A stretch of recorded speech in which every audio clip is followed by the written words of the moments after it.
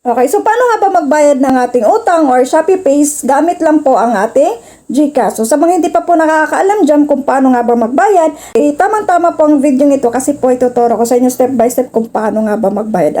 Gamit lang po ang ating GCash. Okay, so una, punta tayo sa ating pinaka-dashboard ng ating Shopee account. And then, punta tayo dito sa pinakababa. Hanapin nyo pong may tao dyan, icon yan, yung me.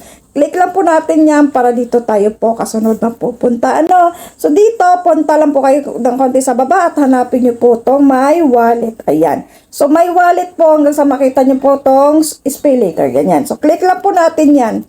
Pag-click po natin dito po tayo kasunod na pupunta. So makikita nyo na agad dito kung magkano yung babayaran nyo. Halimbawa, nag-apply kayo ng 3 buwan lang yung in-applyan nyo. So, akin 3 buwan to, 361 every month yung dapat kong bayaran. So, makikita nyo dito, pay bill. Yan. Click nyo po yan, pay bill na yan. So, click natin yan.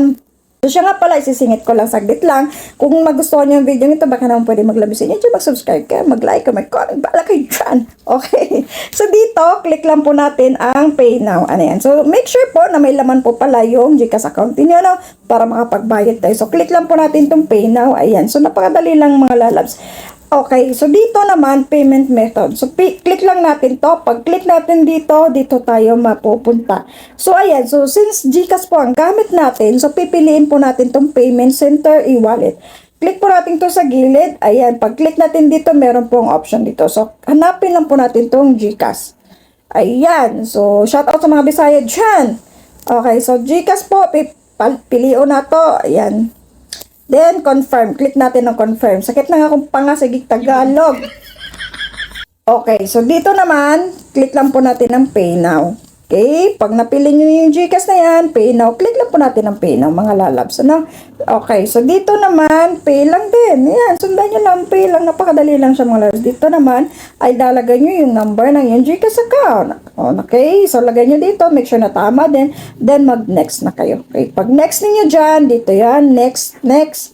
Okay, so lagay nyo dito, hintayin yung OTP number na galing isisend ni GCash sa inyo at ilalagay nyo po dito. Okay? Lalagay nyo dito, ayan, so kagaya sa akin, nilagay ko na, then mag-next na. So ganun lang siya kadali mga lalab. So pag next na yan, so ilalagay nyo po yung 4 na number, yung pin niyo, ayan. Lagay nyo dito, then mag-next na uli. Okay, so ganito na, ito na yung pinakahuli makikita ninyo. So pay na, click nyo po yung Pay Now. Okay, so dito proceed na. So okay na siya. So kung makikita nyo itong payment successful, so okay na yan siya. Pero pag wala pa kayo makikita ng ganyan, ibig sabihin hindi siguro nag-success yung pagbayad ninyo. So ito na yung pinakahuli mga lalap. So ito na po, repayment successful. So hanggang dito na lang po. Sana po nakatulong sa inyo. You're welcome.